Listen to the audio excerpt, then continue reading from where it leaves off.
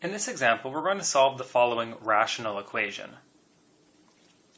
In this example, I want to illustrate the point that if we have a fraction that we know is equivalent to 0, then it must be that the numerator is equal to 0. So because this entire rational expression is equal to 0, this must imply that our numerator is equal to 0. So because we know that this fraction is equivalent to 0, we can actually disregard the denominator. And what we have now is a quadratic equation that we know how to solve already. So let's try factoring this one. Let's look for two values that multiply to give us negative 20 and add to give us positive 8. Those two values are 10 and negative 2.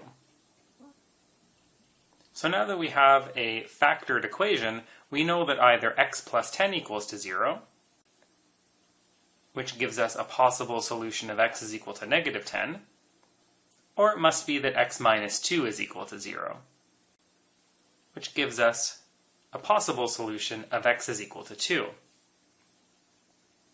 So one of the things that you should get in the habit of doing with rational equations is to double check all of your answers to see if they're valid solutions. So let's look at x is equal to negative 10.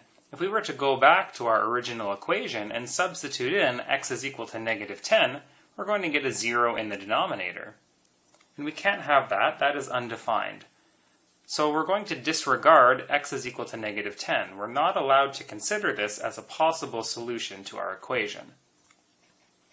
However, if we do substitute in x is equal to 2, you can check that we get 0 in the numerator and 12 in the denominator, and this is equivalent to 0.